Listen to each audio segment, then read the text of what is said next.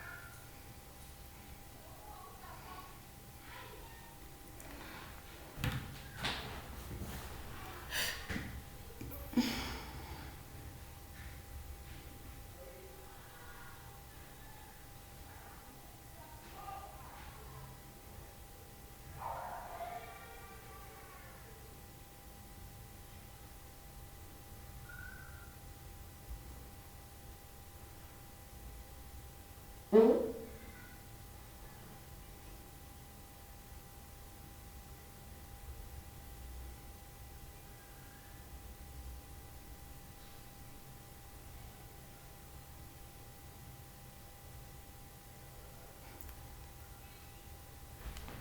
Referência à forma como o BOL trata o ciclo de políticas em 5 contextos. O contexto de produção de textos, desculpe, o contexto de influência, o contexto de produção de texto. Deixa eu botar um negócio aqui que está me atrapalhando. Pronto, o contexto de influências, o contexto de produção de texto, o contexto da prática, o contexto dos resultados e efeitos, e o contexto da estratégia política.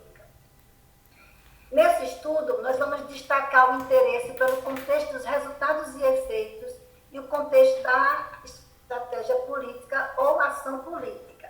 E consideramos que na análise de um programa ou política é necessária uma compreensão que se baseia não no geral ou local, macro ou microinfluências, mas nas relações de mudanças e nas suas interpenetrações. Nessa relação, então, entre macro e microinfluências, procuramos entender a necessidade de compreensão dos efeitos de primeira ordem como provocadores de mudanças na prática ou estrutura da escola, e dos efeitos de segunda ordem referentes aos impactos das mudanças dos padrões de acesso social e a identificação das estratégias políticas delineadas para lidar com as desigualdades e promover a inclusão social. Com esse entendimento, então, a gente define a questão de estudo, a nossa problemática, da seguinte forma: quais as mudanças na prática da pesquisa em educação profissional e tecnológicas provocadas pela Política Nacional de Formação dos Profissionais da Educação Básica? Para responder à problemática, a gente define o seguinte objetivo: compreender os efeitos dos estudos metodológicos para as pesquisas em educação profissional e tecnológica em sua relação com a Política Nacional de Formação dos Profissionais da Educação Básica. E aí nós elegemos as pesquisas em EPT, desenvolvidas no Prof. EPT, considerando que o Prof. EPT ele é resultado de uma ação estratégia do Plano Nacional de Pós-Graduação, PNPG, 2011-2020, com o objetivo de atender às metas 14 e 16 do PNE, Plano Nacional de Educação.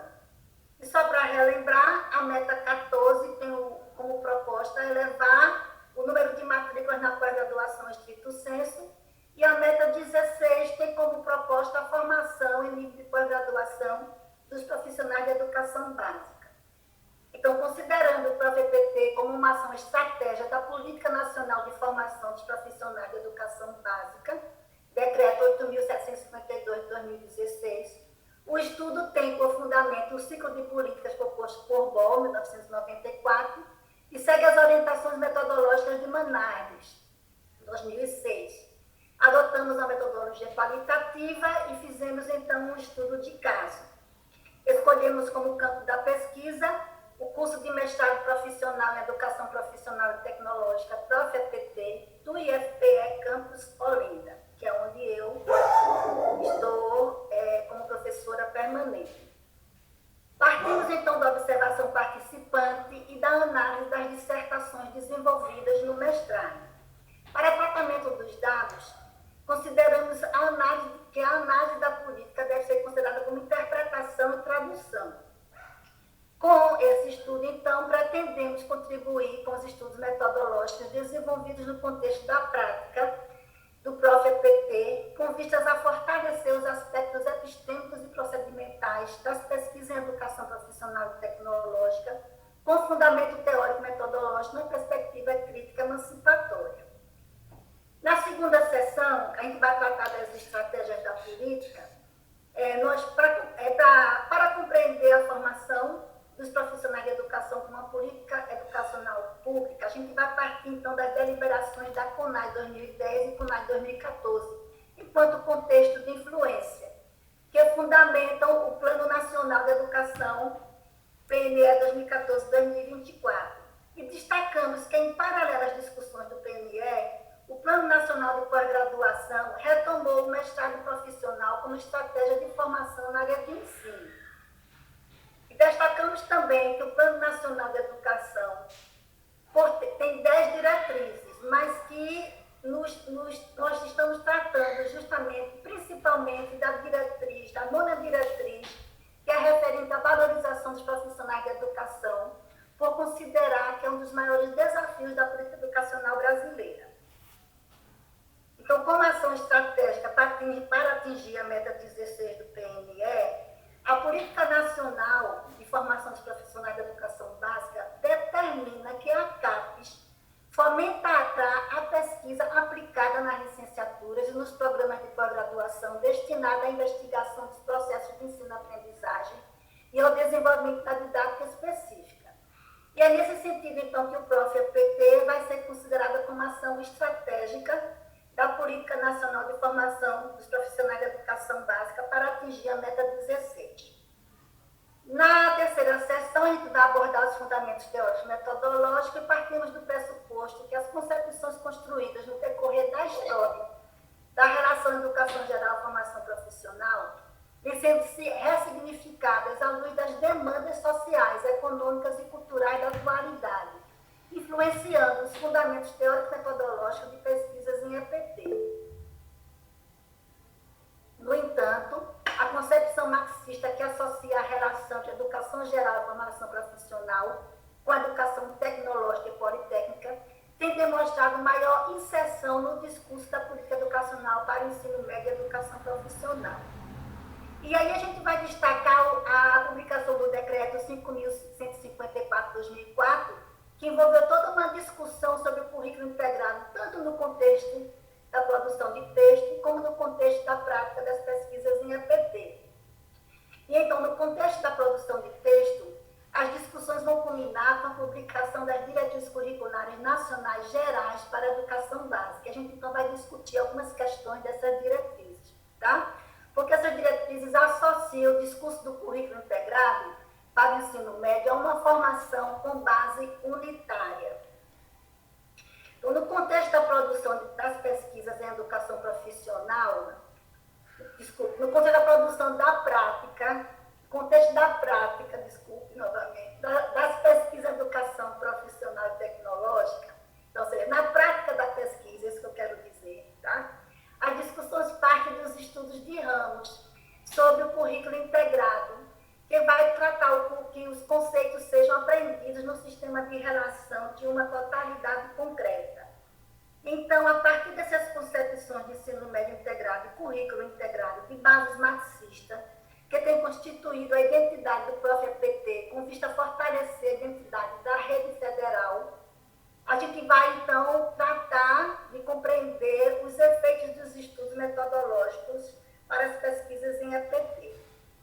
E chegamos, então, à quarta sessão sobre os efeitos, tá certo? Então, para compreender os efeitos, a gente vai partir justamente desse par dialético ensino médio integrado e currículo integrado. E analisamos, ou seja, mapeamos as 28 dissertações defendidas no PROF-EPT Campus Olinda, do IFPE, para identificar justamente o foco da pesquisa de cada dissertação dessa.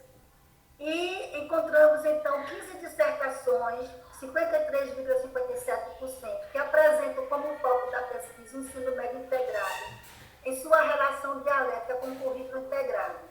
Inferimos, então, que as pesquisas estão fortalecendo a identidade da Rede Federal de Educação Profissional, Científica e Tecnológica. Então, por meio da análise das 28 dissertações e da observação participante, entendemos ou compreendemos que os efeitos dos estudos metodológicos para as pesquisas em EPT estão relacionados aos efeitos de primeira ordem, como provocadores de mudança da prática investigativa, com vista à superação da fragmentação do conhecimento. E nas considerações finais, a gente vai colocar que os resultados indicam que o Plano Nacional da Pós-Graduação, PNPG, 2011-2020, com suas ações estratégicas na área de ensino da CAPES e ofertas de cursos de mestrado profissionais, tem provocado efeitos de primeira ordem referente às mudanças na prática da pesquisa em APT, que levam os professores, docentes, mestrandos do próprio APT a enfrentar as dificuldades inerentes à utilização de métodos e técnicas em consonância com as diretrizes da rede federal. E, para concluir, nós afirmamos que os processos de materialização da Política Nacional de Formação dos Profissionais de Educação Básica, com ações estratégicas em nível de pós-graduação estricto sensu, como a aprovação em 2016 do próprio PT pela CAPES, com o objetivo de atingir a meta 16 do PNE, tem provocado efeitos de segunda ordem referente aos impactos das mudanças nos padrões de acesso social, que tem garantido o acesso a uma formação pública gratuita e de qualidade social, em nível de pós-graduação estricto sensu, aos profissionais de educação básica brasileira. E aí concluímos nossa apresentação.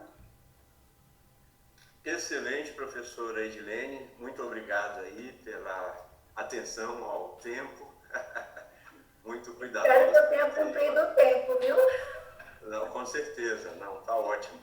Obrigada. Gostei muito do seu trabalho, né? Claro que não dá para a gente conversar sobre ele agora, mas eu gostei bastante. Acho que ele, assim, eu acho que um aspecto que me chamou bastante atenção foi todo o seu, assim, esforço em contextualizar, né, o Prof. EPT no âmbito de uma política pública, né?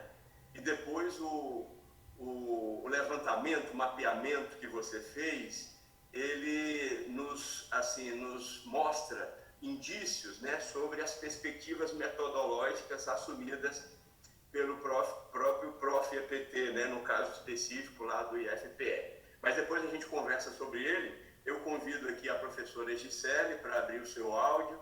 A professora Gisele é a nossa colega do Instituto Federal de Brasília, não é isso? Isso, boa noite. Boa noite, professora. Ela é mestre em linguística, mestre e doutora em linguística, perdão. E ela vai conversar com a gente sobre os estudos críticos do discurso. Um texto, por sinal, também muito interessante, pode ajudar em muito as nossas pesquisas aí no âmbito da educação profissional e tecnológica. Professora, a palavra é com você.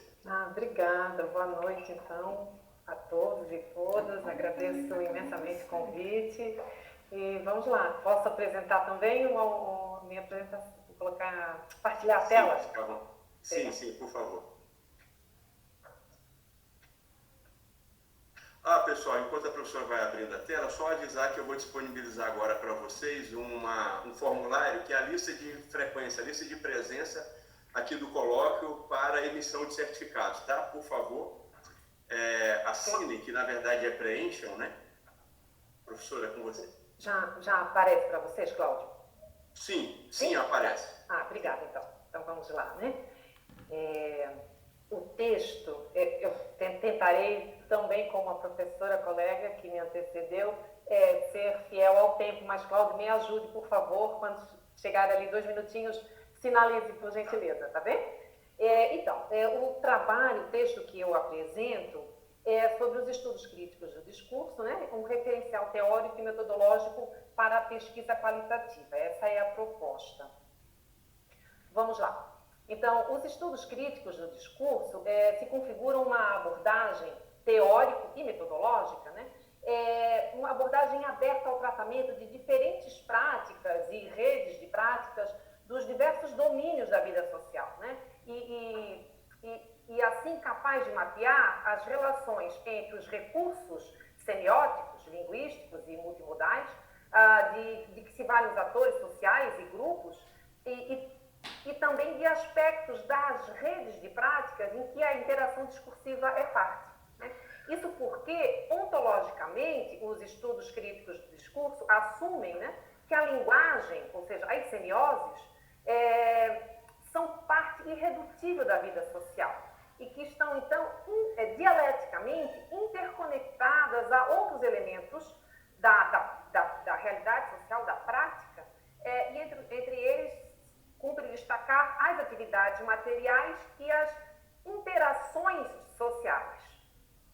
Desse modo, então, o referencial dos estudos críticos do discurso, o estudo desse referencial, né, se justifica e sua adoção para as pesquisas de perspectiva crítica, sobretudo, se justificam, sobretudo, em diversos campos e áreas do conhecimento, né? Isso porque a análise interdiscursiva, que é o caminho tanto epistemológico quanto metodológico que o arcabouço propõe, ele é textualmente orientado, né, e sociologicamente embasado. E isso possibilita, então, que o pesquisador, a pesquisadora, linguista ou não linguista, estude e escrutine o discursivo, mas também consiga acessar, entender e analisar o não discursivo. As relações que se estabelecem entre essas duas dimensões, né? Nas práticas sociais ou rede de práticas relacionadas a um dado campo, como, por exemplo, a redes de práticas pertinentes à educação profissional e tecnológica. Dito isso, então, o capítulo, o texto que compõe a publicação, tem como objetivo precípuo apresentar a abordagem, né, que é tanto teórica quanto metodológica, como eu já disse, a fim de subsidiar pesquisas qualitativas de cunho crítico, sobretudo, e assim tanto ampliar as possibilidades de acercamento e de análise de problemas de pesquisas em diferentes campos, como já disse, como a sociologia, a comunicação, o direito, a educação, né? A educação profissional e tecnológica, como é o nosso escopo, e também, para além de ampliar essas possibilidades, estreitar o diálogo entre o arcabouço, a proposta, que é teórica e metodológica, e outros campos e áreas vinculados à perspectiva crítica, né? Então, o texto tem por preocupação alcançar linguistas e não linguistas, né? E por orientação, contemplar a complexidade da abordagem, visto que é um arcabouço, como eu já disse, tanto teórico como metodológico. Então, sobre a organização do texto, rapidamente, né? O texto está organizado em três sessões. Na primeira sessão, intitulada Da Análise do Discurso Crítica aos Estudos Críticos do Discurso, uma abordagem aberta, interdisciplinar em construção, está apresentado de modo sucinto o processo de construção do próprio campo, da própria abordagem, né, que vai da ADC, que é a análise do discurso crítica, aos estudos críticos do discurso. Na segunda sessão, intitulada Pressupostos Fundamentais, sustentando e entrelaçando, então, as dimensões ontológica, epistemológica e metodológica dos estudos críticos do discurso, trata essa sessão dos principais pressupostos que fundamentam, né, a abordagem, o arcabouço dos estudos críticos do discurso. E na sessão 3, então, são os estudos críticos do discurso e a pesquisa qualitativa. E nessa sessão, então, aborda-se a relação entre o ECD, os estudos críticos do discurso, e a pesquisa qualitativa, né? Dá-se foco nessa sessão, então, a dimensão metodológica do construto, discutindo nas subseções que a compõem, desdobramentos e implicações dessa relação, que segue da proposta do enquadre da crítica explanatória à análise interdiscursiva, por meio da exemplificação da aplicação de categorias analíticas a um recorte do corpus de pesquisa. E também está disposto, nesta subseção, como anexo, uma seleção, um repositório de categorias analíticas do arcabouço, para a pesquisa, né, dos linguistas e não linguistas. Por fim, é isso. Passando rapidamente as referências, não é? Em que o texto se baseia. Agradeço muito, está aí o meu contato, porque alguém sentir desejo de fazer qualquer tipo de pergunta, indagação, troca, partilha, estou à disposição e agradeço muito. É isso, Cláudio, não sei se extrapolei o tempo. Obrigada. Não extrapolou. Até agora estamos muito bem aí no tempo. Muito obrigado. Também eu devo dizer que gostei bastante do seu texto. Eu não tenho muita leitura acumulada sobre essa abordagem, né? Eu acho que quem é autoridade aqui A Dani conhece bastante, mencionando a Dani aqui, ela vai ficar brava comigo. Mas eu acho que eu aprendi muito com o seu texto, professora. Eu gostei muito da forma como você organizou os tópicos, não é? Assim, fez um detalhamento muito bacana, assim, para gente que não tem muita leitura, compreender a relação dessa perspectiva com outras possibilidades. Mas o mais interessante foi que você trouxe um exemplo claro, sabe, de aplicação. Aí não tem desculpa, a gente aprende mesmo, né? A gente vê como que se pode, de fato, utilizar esta possibilidade metodológica. Muito obrigado por fazendo essa fala na perspectiva mesmo de suscitar aí na nossa audiência o interesse na leitura, né? Que bom, obrigada. Bom, eu convido então a professora Márcia Valéria Paixão, não é, que é pós-doutora em Antropologia Cultural, né, pela Universidade de Salamanca, doutora em Administração, formada em Letras, Português e Inglês e também em Pedagogia, né? É coordenadora adjunta e professora do Prof. EPT lá de onde? Curitiba, Paraná. Curitiba, isso, de Curitiba, Paraná. Professora, você tem a palavra para nos ajudar a compreender aí um pouco da etnografia, não é isso? Isso.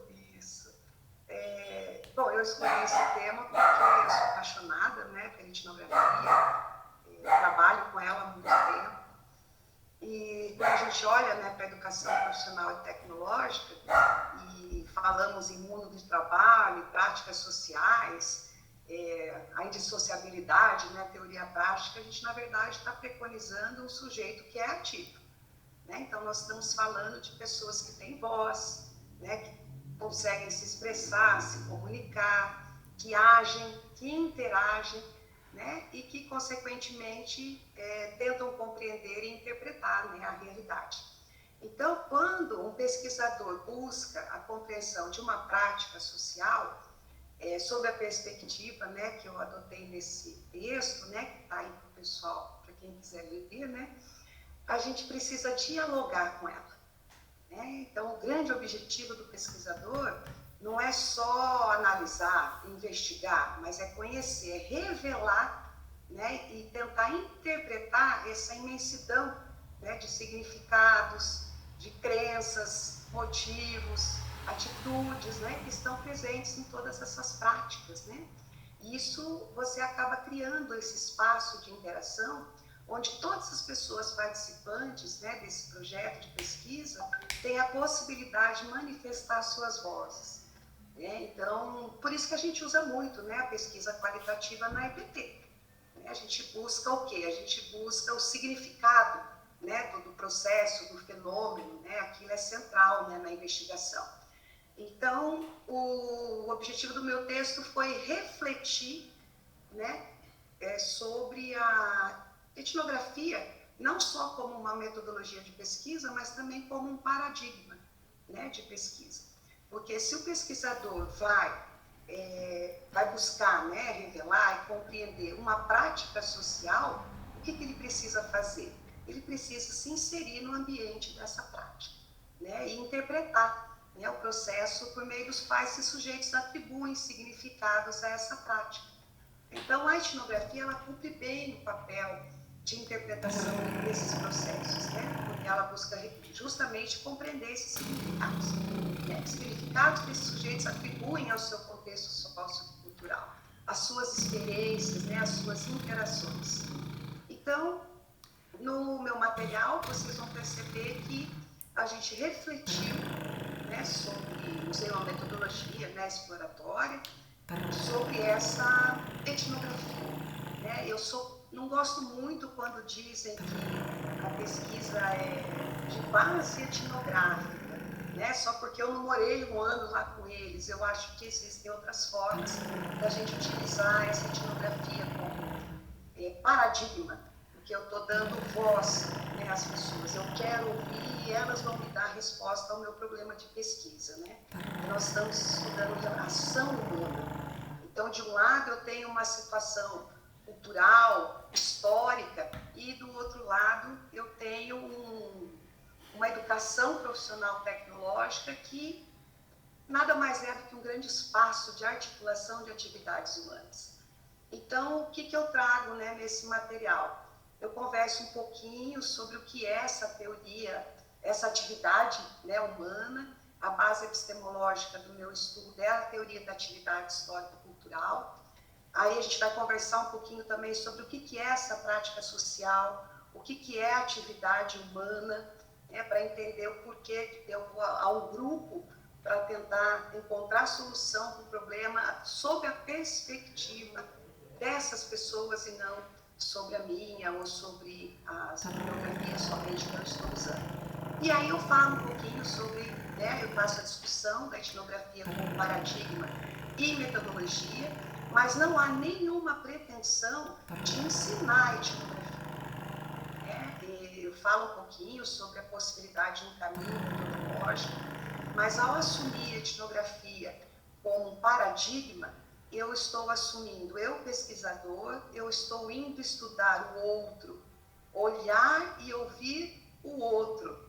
Né? Então eu vou observar não só a palavra, né, que é o grande mote aí dentro dessa epistemologia, mas eu também vou olhar para gestos, né, a linguagem corporal, todo, por isso que eles falam muito de se usar observação, né, o etnógrafo é aquele que faz os registros, né, no diário de campo, a gente registra, a gente tira foto, a gente filma, porque existe uma interação dialética, né, a gente busca compreender como os sujeitos entendem a sua própria prática.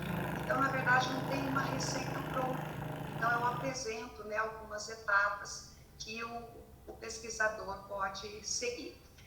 Eu costumo ser muito pragmática, Cláudio, então eu não fiz nem a apresentação, né? Mas eu queria dizer que para aqueles que querem ouvir o outro, né, fica aí a sugestão de ler esse capítulo que faz uma reflexão sobre etnografia. Excelente. Eu gostei, eu acho que não exatamente o pragmatismo, mas essa preocupação em indicar as possibilidades, os caminhos. Está bem claro no seu texto, tem um tópico lá chamado Caminhos Metodológicos. Caminho metodológico, isso. Caminho metodológico, e aí eu me lembro, você diz, olha, a primeira etapa é isso, a segunda etapa também dá uma certa segurança para se apoiar nessa perspectiva metodológica. Acho que ajuda bastante. As pessoas têm medo, né, de fazer etnografia, mas é maravilhoso. Sim, eu sou um deles. Não, vale a pena. Obrigado, professora Márcia. Bom, eu convido agora a Nara Aline. A Nara é recém-saída do doutorado, né? Ela fez uma pesquisa interessante que utilizou uma abordagem, um referencial teórico metodológico, né? A epistemologia fleckiana, e ela vai partilhar para a gente aqui o que ela compreende, as possibilidades desta epistemologia. Boa noite a todos e a todas. Bom, como o Cláudio falou, eu sou a Nara, já falei lá no chat, sou professora de Química no Instituto Federal Goiano Campus Porá. Hoje eu vou apresentar um pouquinho do capítulo que eu propus, que é intitulado Epistemologia Fleckiana como referencial teórico-metodológico para as pesquisas do próprio PT, que é de minha autoria e do professor Roberto Ribeiro, que é da UNB, está presente aqui também. Então, bom, esse capítulo, na verdade, é um texto mais introdutório sobre o referencial fleckiano, e ele consiste mais em um convite, tanto para estudantes quanto para professores, para conhecer os fundamentos da epistemologia fleckiana. Então, o texto ele consiste na introdução, 2 sessões, com uma subseção e as considerações finais. E já na introdução, nós começamos com uma breve caracterização sobre o próprio PT e caminhamos no sentido da seguinte pergunta: por que falar sobre metodologia da pesquisa em EPT? E aí, para elucidar essa questão, nós trazemos o estudo de Scott França, que é um estudo de 2021, em que os autores dizem que entre os docentes do próprio EPT, um dos principais desafios reside na orientação dos mestrandos em relação à construção do projeto de pesquisa. Então, nós acreditamos que projetos como esse dos organizadores e que essa proposta de capítulo pode contribuir com a formação desses mestrandos e também com a orientação que esses professores pessoas fazem. E aí, por que também falar exatamente da epistemologia fleckiana? Então, nós fizemos um levantamento das dissertações defendidas e depositadas na plataforma Sucupira e observamos que há uma ausência em relação a esse referencial. Então, consideramos importante trazer essa abordagem e também dado ao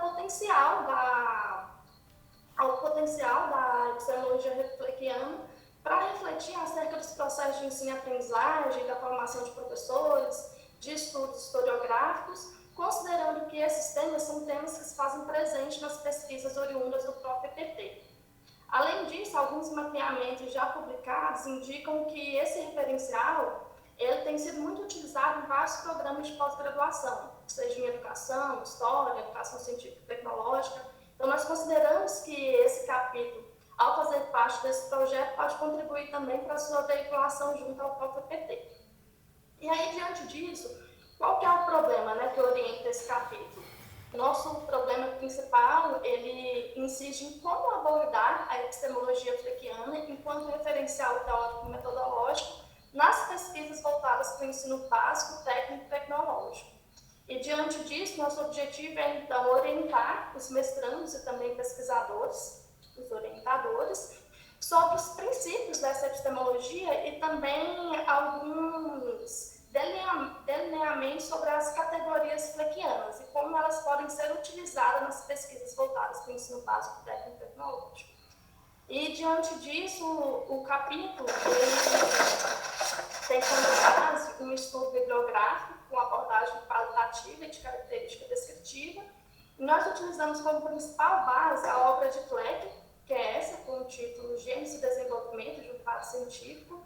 A obra original foi escrita em alemão, data de 1935, e só nos anos 1970 que realmente foi se expandir, que ela foi traduzida para o inglês, e nos anos 1980 foi traduzida para o espanhol. Então, nós temos a versão espanhola, inglesa, e aqui nós temos já a versão língua portuguesa, né, que é de mais fácil acesso. Além dessa obra principal, nós utilizamos alguns autores brasileiros que são renomados nesse estudo, como Denis Oigob, e algumas obras do Mauro Pondé. Então, eu tenho alguns livros e alguns capítulos que também são fundamentos para quem se interessar, né, pela abordagem. Acho que leituras que são interessantes de serem feitas também.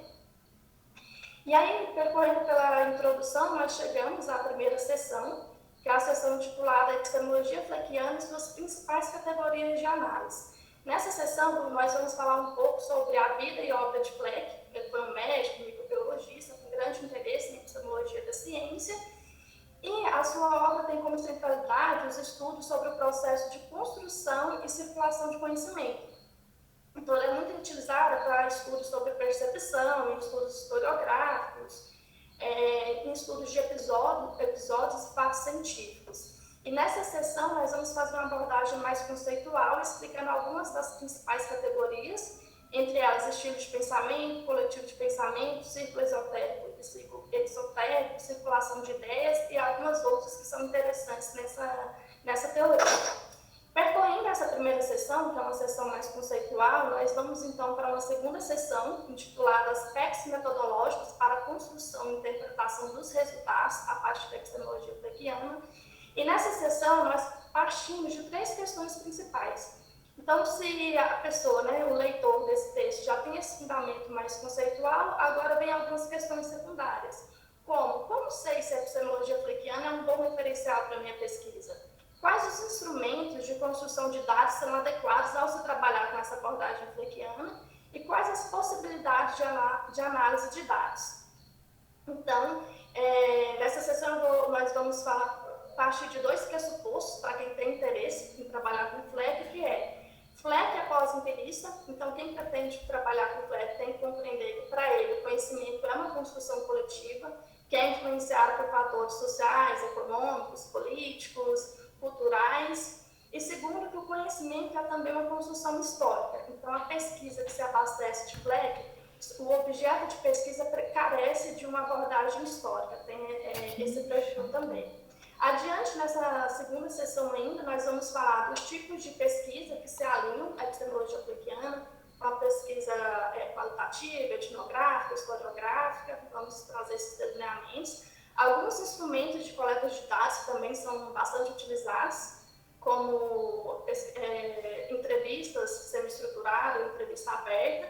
E vamos falar um pouquinho sobre algumas possibilidades para a trajetória de análise de dados, indicando alguns softwares de análise qualitativa.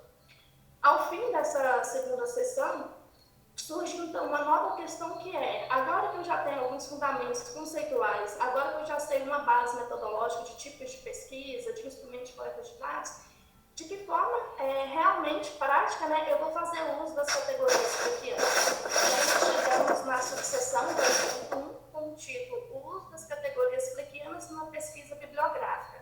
Nós vamos fazer aqui um exemplo hipotético de uma pesquisa para tentar mostrar como que as categorias Fleckianas poderiam ser utilizadas no decorrer dessa pesquisa. E o nosso exemplo hipotético tem como tema a produção de conhecimento sobre educação ambiental no ProfEPT. E para falar dessa abordagem, nós elencamos 4 passos. E no decorrer desses 4 passos, nós vamos mostrando as categorias e de que forma a teoria de Fleck ela entra como subsídio. Esses 4 passos são delimitação do objeto de pesquisa, caracterização do tipo de pesquisa e dos procedimentos de construção dos dados, trajetória de análise dos dados e escrita dos resultados de discussão. E chegando ao fim do capítulo, nós colocamos alguns cuidados que são importantes de ter ao trabalhar com Fleck, principalmente com as categorias de estilo de pensamento e coletivo de pensamento. Bom, então essa é uma visão geral do capítulo. Espero que vocês tenham interesse, depois possam acessar aí o texto e também estou disponível para conversar para além desse colóquio também. É isso, obrigada. Acho que eu passei do tempo, né? Não, eu acho que o tempo tá ótimo. Nós agradecemos, como vocês viram, né, uma epistemologia, uma abordagem teórico-metodológica muito interessante, porém me parece assim, muito pouco utilizada, pouco conhecida, mas é muito interessante o trabalho escrito, o capítulo escrito pela professora Nara, ele está muito fluido, está muito claro, assim, as categorias estão muito bem explicadas. Eu acho que se alguém se interessar por utilizar essa abordagem, não vai ter muita dificuldade a partir, claro, da contribuição que a professora trouxe aí. Excelente. Obrigada. Muito obrigado. Bom, eu convido então a professora Suiane. A professora Suiane é também do Instituto Federal de Brasília, não é isso, professora? Isso mesmo. Exato. E ela vai trabalhar, ela na verdade trabalhou, né? Construiu um texto refletindo sobre a pesquisa narrativa. Então você tem a palavra, professora. Obrigada, Cláudio. Boa noite a todos, a todas. Queria parabenizar pelo evento, né? Queria também cumprimentar as minhas colegas, dizer que as apresentações realmente não são justas, porque eu tenho certeza que o trabalho é muito mais rico, mas foram excelentes apresentações. Eu vou compartilhar a minha tela, também convido a todos a lerem, né, o capítulo, porque o capítulo já foi difícil, né, de reunir ali todas as nossas ideias, então a apresentação de fato é um aperitivo, como disse o Cláudio. Eu sou professora daqui do Instituto Federal de Brasília, o meu campus é o de Ceilândia, eu sou professora de língua portuguesa e eu estou no doutorado, né, apesar de ser daqui de Brasília, o meu doutorado é na Universidade de São Carlos, no interior de São Paulo, e eu estou no último ano do doutorado e me apaixonei pela pesquisa narrativa durante o doutorado, então não é uma pesquisa que eu já apliquei, né, mas estou curiosa, ao final do doutorado eu a use, né, no meu campus. Então, assim como eu me apaixonei, eu espero que vocês também tenham essa paixão. Bom, eu trouxe aqui alguns teóricos, mas antes disso, eu gostaria, né, de dizer que o ser humano, ele é um ser contador de histórias, né? Todos nós já contamos histórias, as crianças já contam histórias desde que são pequenas, né? E assim como Clandine e Rosiek trazem para nós, né, que os seres humanos eles viveram suas vidas e contaram histórias sobre elas desde que começamos a conversar. A partir de então, temos conversado sobre as histórias que contamos. Essas histórias vividas e contadas e a fala sobre elas é uma das formas que usamos para encher o nosso mundo de significado e conseguir assistência mútua na construção de vidas e comunidades. Então a gente fala, a gente conta histórias e as histórias elas nos representam, elas representam a nossa vida. Alguns teóricos, né, como Paiva, Polkinghorne, que não é exatamente da pesquisa narrativa, mas é um pesquisador qualitativo, eles definem narrativas, eles definem histórias, né, e assim como eles, outros pesquisadores também definem histórias. Então, falando de Paiva, ela define a narrativa como uma história, algo contado ou recontado, um relato de um evento real ou fictício, um relato de uma série de eventos conectados em sequência, um relato de acontecimentos, uma sequência de eventos passados, uma série de eventos lógicos e cronológicos. E Polkinghorne traz que o termo narrativa pode se referir ao processo de construção de uma história, ao esquema cognitivo de uma história ou ao resultado do processo, também chamado histórias, né? O stories em inglês, mas mais relacionado à questão dos contos ou de fato de histórias. E para nós, histórias, trocando em miúdos, né, são aqueles fábulas, contos, enfim, com personagens, tempo, espaço, né, que nós contamos para outras pessoas. Todo mundo sabe, ou imagino que a maioria, que contar história não é algo novo, mas dissertar sobre isso, né, pesquisar sobre isso, não é algo muito antigo, né? De novo citando Klandini e Rosiek, essas metodologias de investigação na pesquisa narrativa, investigação da narrativa como ciência, isso sim é novo, né? Como eu havia dito no slide anterior, a pesquisa narrativa ela está no guarda-chuva da perspectiva qualitativa, né, que é uma pesquisa que busca não apenas a objetividade da pesquisa, mas considerar que o indivíduo ele está num contexto e esse contexto ele vai afetar as suas histórias, as suas experiências, né, assim como a professora Márcia, né, falou da questão do ambiente, de observar onde o indivíduo está e como ele vê a si mesmo. A pesquisa etnográfica, assim como a pesquisa narrativa, elas são da perspectiva qualitativa, né? A partir de dados descritivos, a partir do que o participante fala sobre ele, é que a pesquisa narrativa também se desenrola. A pesquisa narrativa, eu estou estudando a pesquisa narrativa a partir da perspectiva linguística, né, de ensino e aprendizagem de língua, mais especificamente o ensino de português para estrangeiros, né? Mas a pesquisa narrativa, ela está para várias outras áreas do conhecimento.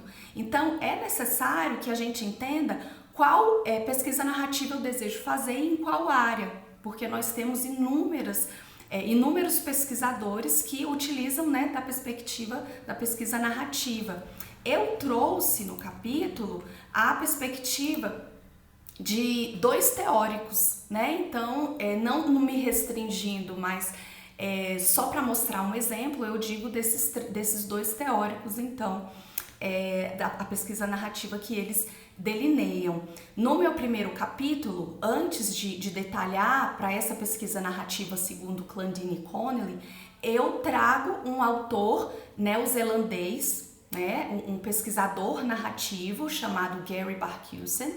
Ele tem vários vídeos no YouTube contando sobre as pesquisas que ele faz, e ele faz um desenho das pesquisas narrativas atuais. Então é interessante porque caso alguém se interesse pela pesquisa narrativa, é possível você delinear a sua pesquisa a partir das inúmeras possibilidades de desenho da pesquisa narrativa.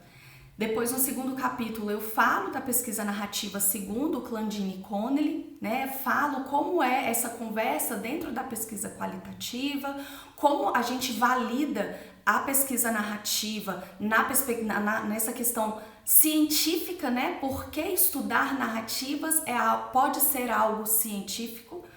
E por fim, eu falo como a pesquisa narrativa pode contribuir para a educação profissional e tecnológica. Aí, em linhas gerais, né, eu mostro as 5 dimensões do professor Barkhuizen, como ele vai, a partir desses contínuos, dizendo que a pesquisa narrativa ela pode ir se desenhando a partir, né, dessas observações que ele fez, dessas leituras que ele fez de diferentes trabalhos na pesquisa narrativa. Em seguida, eu falo da perspectiva narrativa segundo Clandini e Connelly, e esses autores, eles dizem que a pesquisa narrativa, ela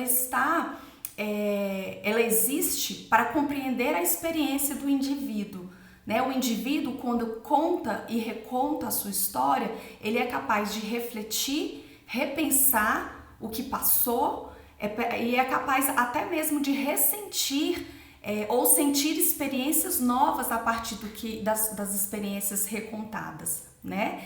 Essa perspectiva de pesquisa narrativa, segundo Clandini e Connelly, ela buscou, assim como a professora Gisele disse da questão teórico-metodológica, a pesquisa narrativa para Clandini e Connelly também é teórico-metodológica, e ela bebe da fonte de John Dewey a respeito do construto de experiência.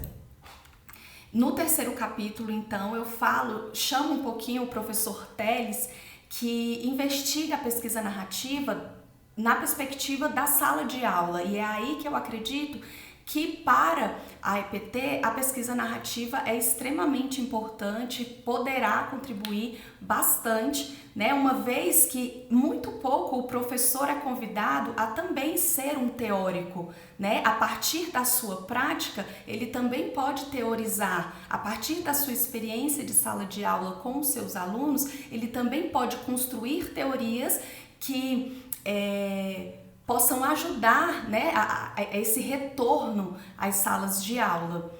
E não só nas salas de aula, né? A professora Dilma Mello, que é uma grande representante da pesquisa narrativa na perspectiva de Clandini e Connelly, ela é professora da Universidade Federal de Uberlândia, ela traz que a pesquisa narrativa ela também pode ser investigada para além da sala de aula. Então, nos nossos cursos técnicos com profissionais, com outros colegas que já estão no mercado de trabalho, a pesquisa narrativa ela também pode ser eficiente, né? Metodologicamente falando.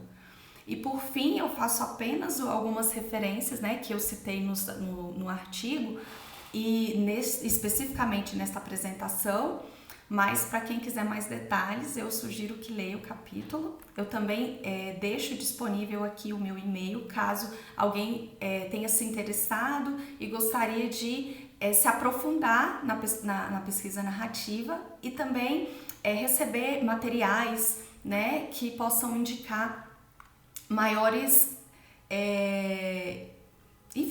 indicações da pesquisa narrativa. É só isso. Obrigada. Obrigado, professora Celiane. Excelente exposição. Seu texto também está muito bom. Gostei muito dos recursos visuais que você utilizou ali para explicar as categorias, né?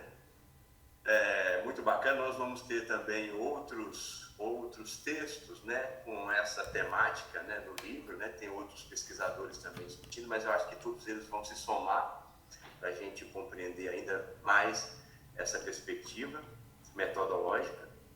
E então, agora, pessoal, é o momento em que a gente abre para o diálogo, para o debate, né, para a conversa. Eu peço que vocês, se puderem, claro, né, abram suas câmeras e, claro, né, os palestrantes abram suas câmeras e seus áudios também, para a gente poder dialogar, conversar. E quem quiser já fazer uso da palavra, apresentar sua questão, pode levantar a mão e a gente vai organizando aqui as participações, tá bom? Fiquem à vontade. Matheus. Boa noite. Eu gostei muito da teoria que foi apresentada. Eu eu sugiro que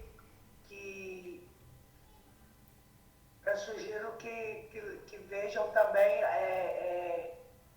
o Bakhtin, que também fala sobre isso aí.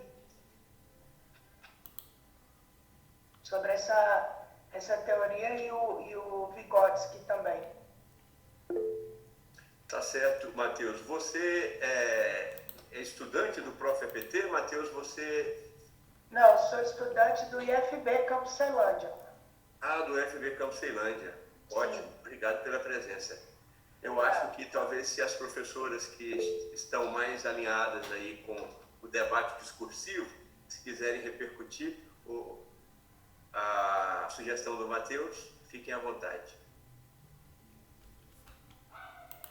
Matheus Cláudio, colegas, é nosso aluno de Letras Espanhol. Muito bom ver você aqui, Matheus.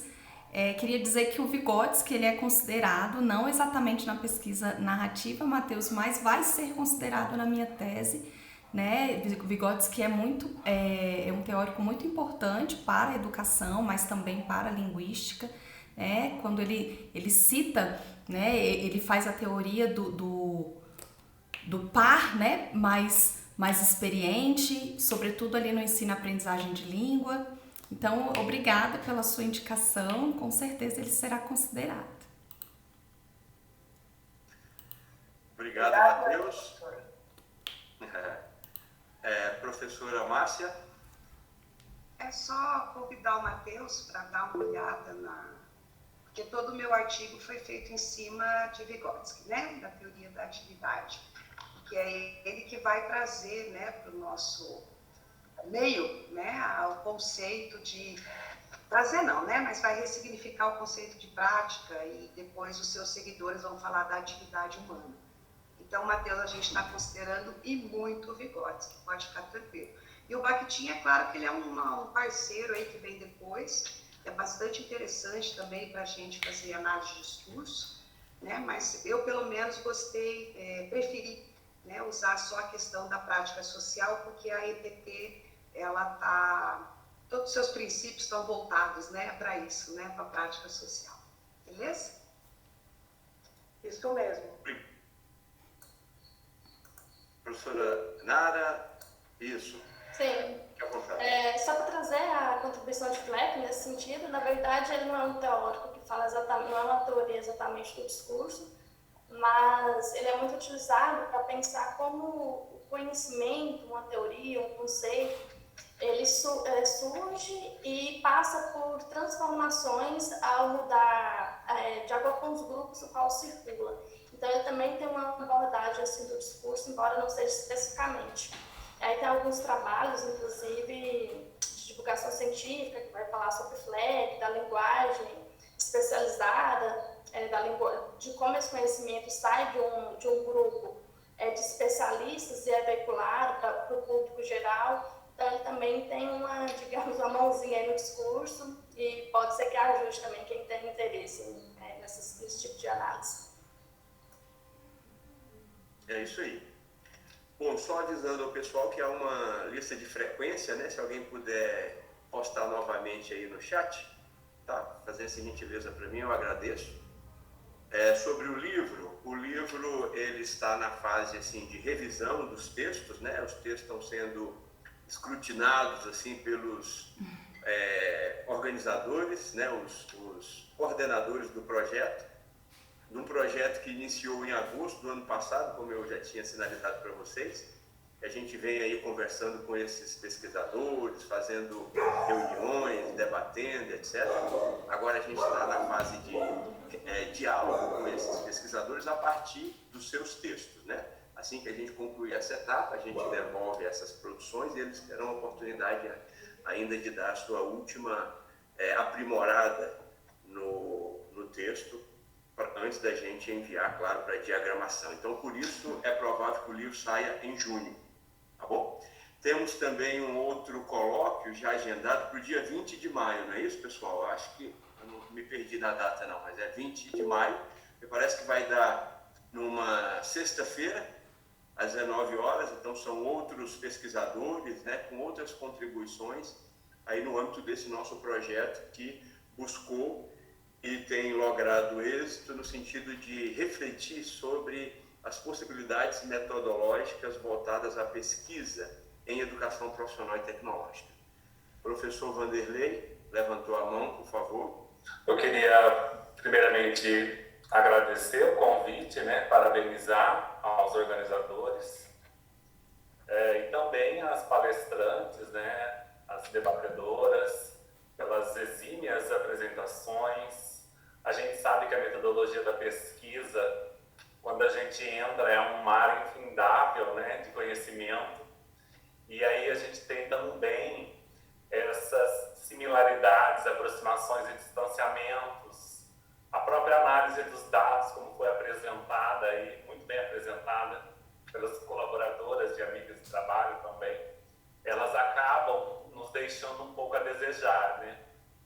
Eu acabei adentrando na metodologia da pesquisa em 2015, vim da área quantitativa, né, sou biólogo, e aí acabei enveredando para a área da metodologia da pesquisa em EPT, que é algo incipiente, mas, né, nós emprestamos elementos da educação, estamos nucleados na área de ensino, e aí fazemos aquele movimento translacional que é tão importante de estabelecer pontes entre os saberes.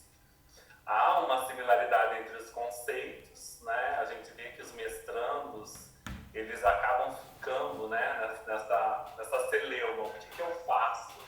E vejo que esse trabalho tem sido talhado, né, a várias mãos, vem nesse sentido de esclarecer e apontar possibilidades.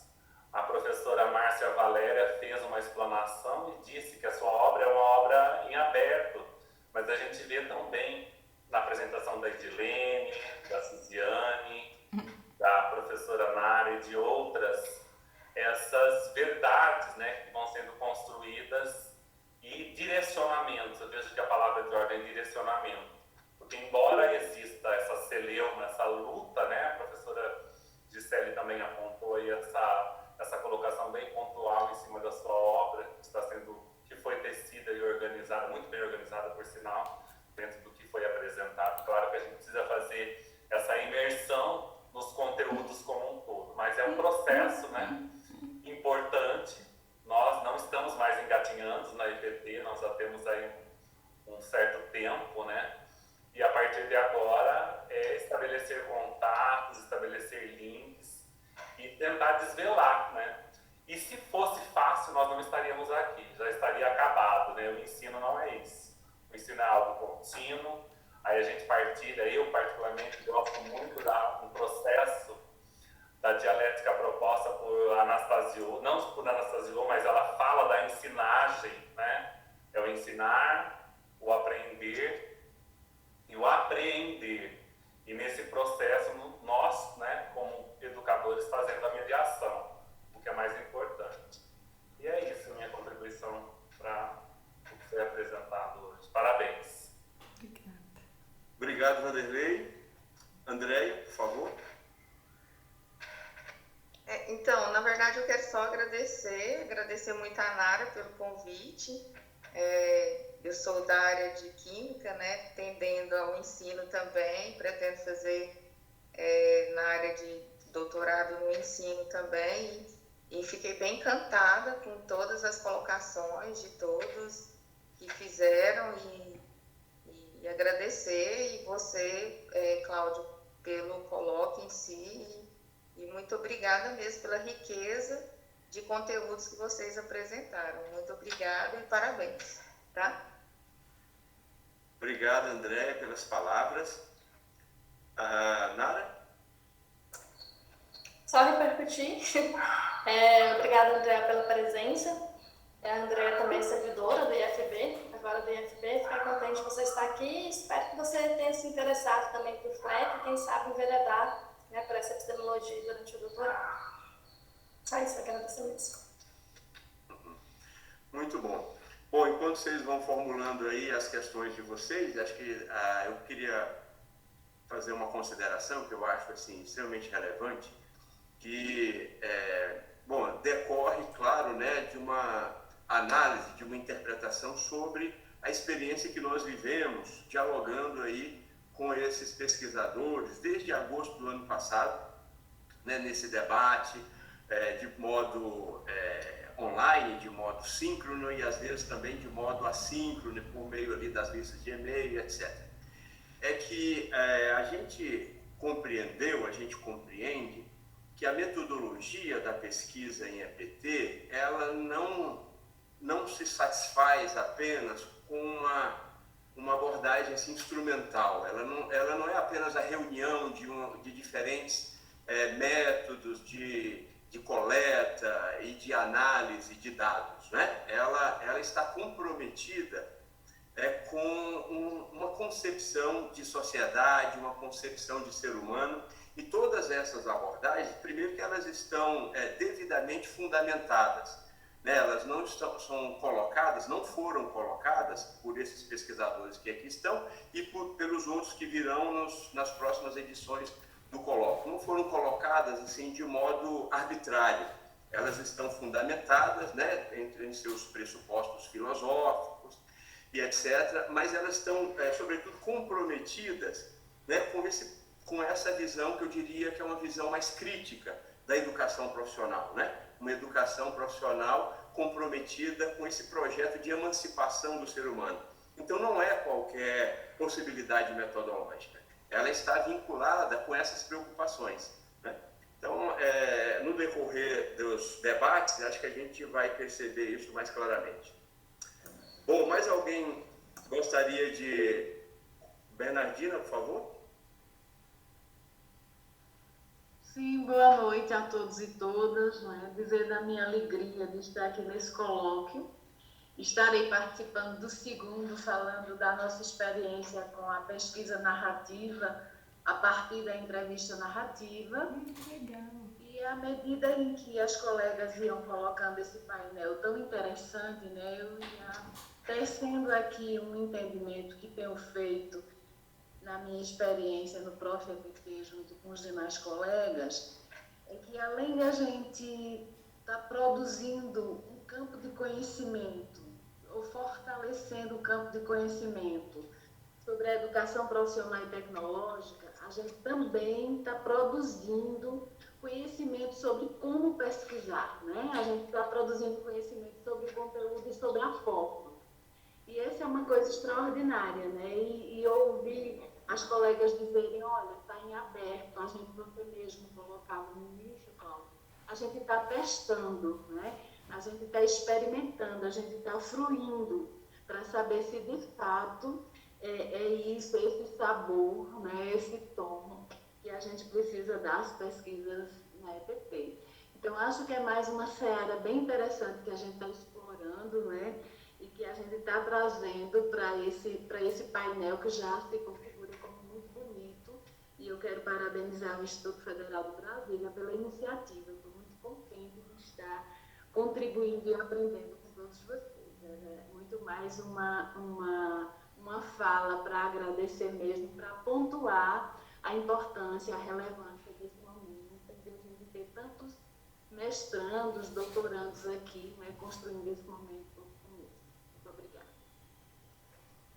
Nós que agradecemos, professora Bernardina, muito generosas suas palavras.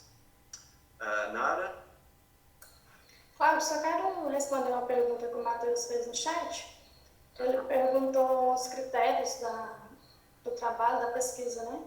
Bom, o capítulo em si, ele fala de FLEC, mas não é bem um capítulo que tem relação direta com a minha tese, apenas o referencial teórico. O critério para o capítulo foi pensar, aí a parte do que o Cláudio falou, né? Qual é a ideia de educação, de ensino que é defendida pelos institutos federais, pensar como que a epistemologia fleckiana ela pode ser um subsídio para esse ideal de educação. E aí pensando que para Fleck, a ideia de ciência que ele coloca, que é uma ideia que é algo que nós precisamos discutir muito, principalmente agora nesses últimos anos, essa ideia da ciência como uma construção também social, uma construção histórica, lógica, mas também social. Então eu penso que o critério para pensar qual é o modelo de ciência, qual é o modelo de ensino, de educação, que eu gostaria que fosse veiculado e também pudesse influenciar outras pesquisas.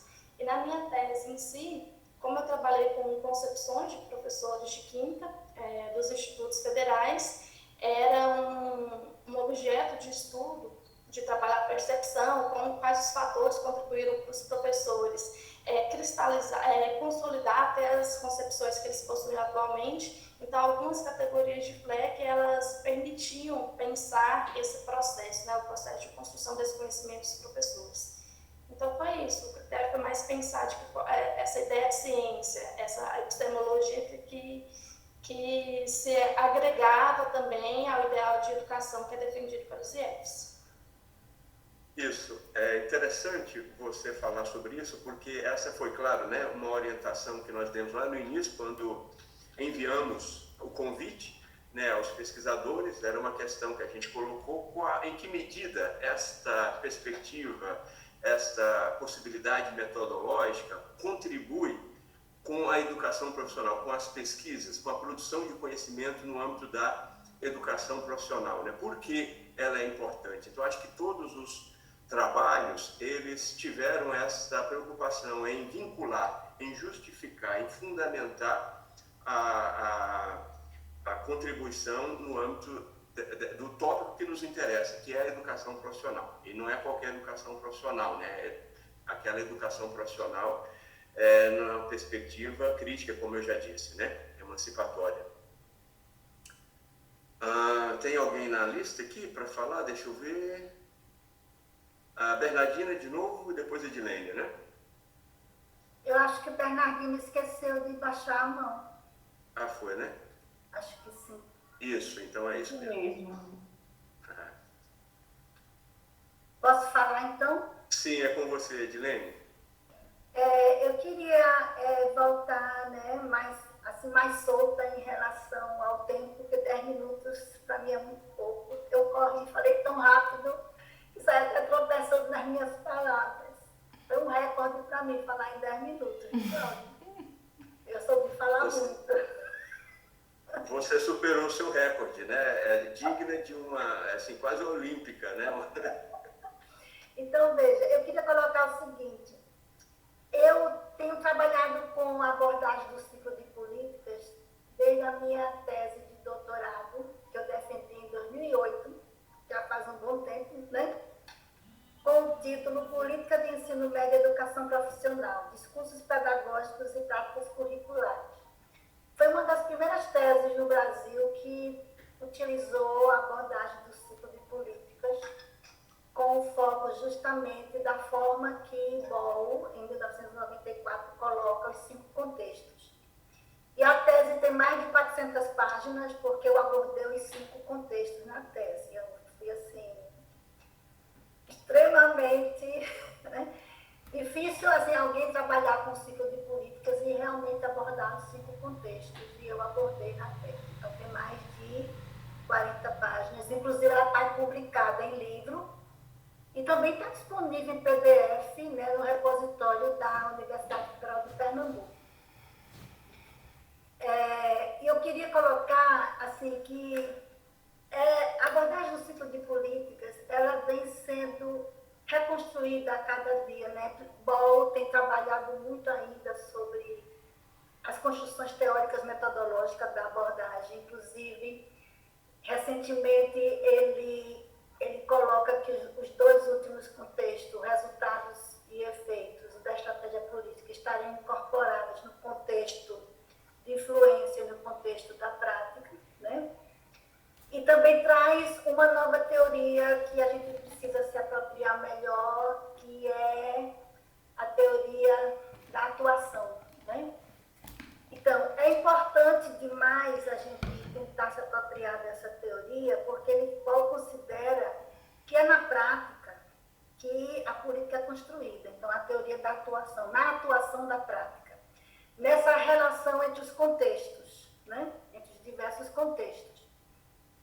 E a abordagem do ciclo de políticas ela é muito inovadora na área de análise de políticas, porque ela faz essa relação, como eu coloquei na minha apresentação, entre o macro e o micro. Né? E das mudanças que isso pode provocar na prática. E essas mudanças retornando para os textos da política. Tá? Então, é um ciclo contínuo, interligado. E eu estou muito feliz porque eu assumi esse semestre a disciplina letiva de políticas públicas em EPP, tem alguns alunos aqui na sala, e assim estou podendo retomar essa discussão teórica em termos didáticos, né, com os alunos, mesmo sendo através do Moodle, não é presencial, é eletiva a disciplina, porque ela está justamente no foco da minha formação e das minhas pesquisas, né? A abordagem do ciclo de políticas. Como eu tenho essa formação de educação na linha de política educacional, mais o foco no currículo, então aí a gente precisa dialogar também com outras teorias, como diz Manardes. A teoria da abordagem das políticas, da política, né? Não consegue dar conta da parte específica da pesquisa. Né? Então, normalmente a gente associa a abordagem do ciclo de política com mais alguma outra teoria. No caso, eu associo com a teoria de Bernstein para trabalhar o currículo. Né? Então, a minha tese faz essa associação entre Bernstein e o ciclo de política de Boll. E de lá para cá, desde 2008, eu tenho trabalhado com isso, seja na EPP, de uma forma geral, na educação como um todo, tá certo? E fico feliz em saber que tem pessoas interessadas em trabalhar com esta abordagem. E dizer que, como o Cláudio disse na abertura, que eu convido vocês a lerem o capítulo, né, porque eu fiz uma tabelinha bem legal, 2 tabelinhas, 2 quadros, onde eu trago as 28 dissertações produzidas.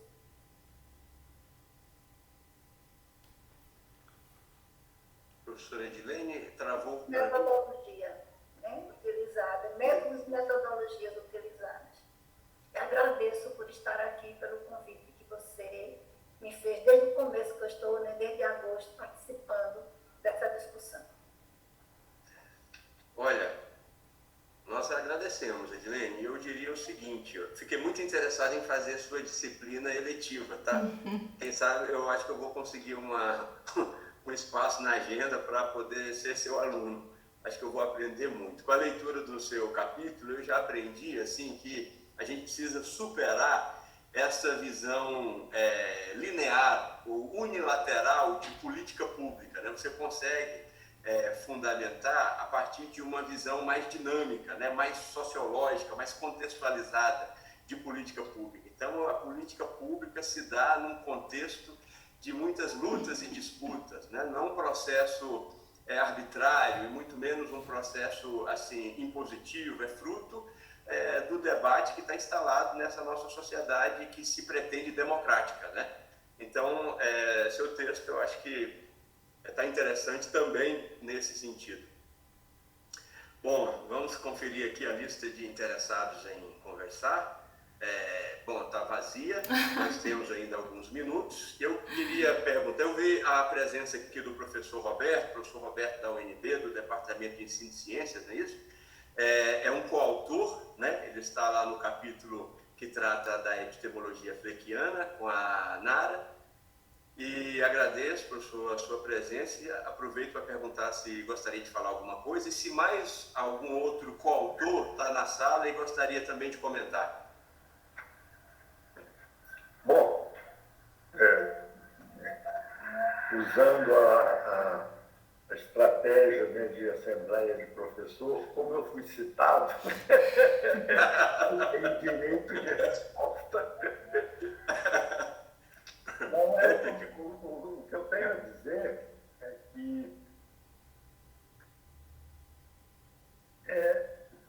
eu tenho um agradecimento muito profundo, né, aos meus alunos de doutorado, de mestrado, de iniciação científica, né?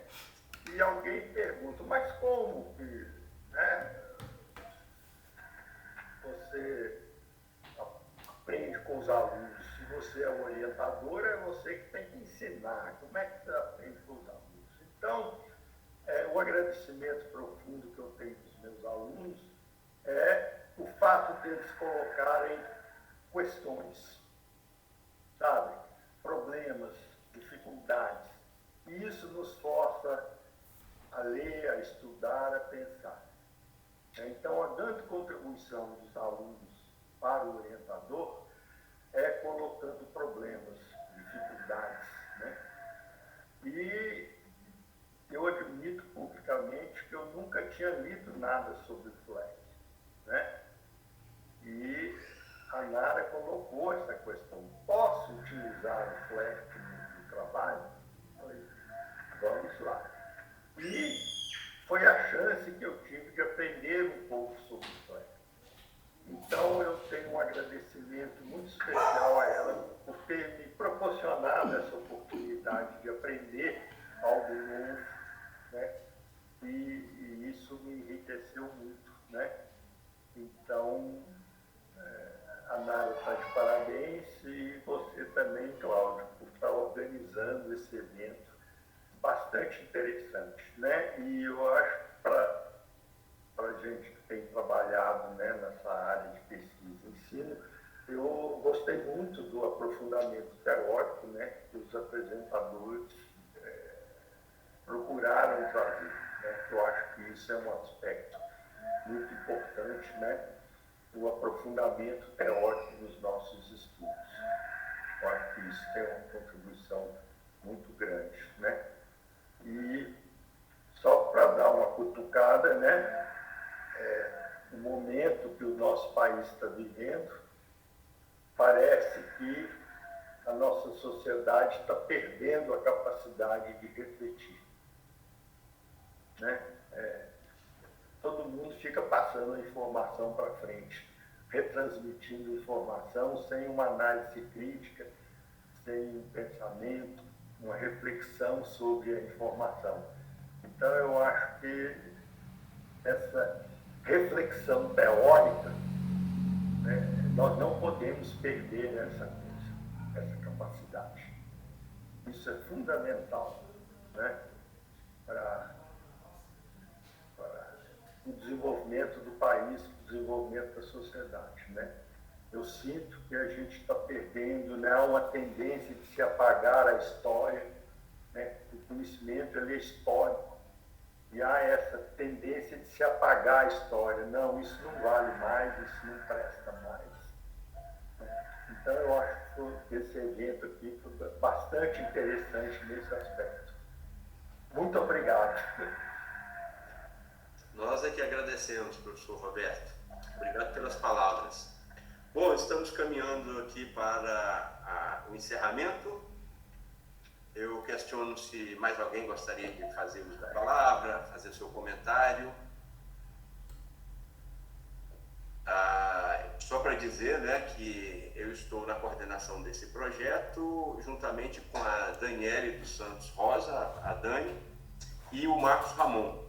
Nós somos aí uma equipe que estamos à frente aí desse debate, dessa reflexão, dessa mobilização, como a gente gosta de falar. Bom, então, eu agradeço a todos vocês pela presença, agradeço às nossas debatedoras, palestrantes. Convido todos vocês a conhecerem o resultado desse trabalho, né, que, como eu disse, sairá em junho, a gente acredita. A gente vai informar todos vocês, vai mandar um e-mail. No dia 20 de maio, só reforçando, temos uma outra edição desse projeto, né, com outros pesquisadores que também estão contribuindo aí com essa reflexão. E esperamos que vocês participem dos próximos. Bom, eu acho que é isso, né? A Suliane, se quiser encerrar a gravação. Muito obrigado a todos.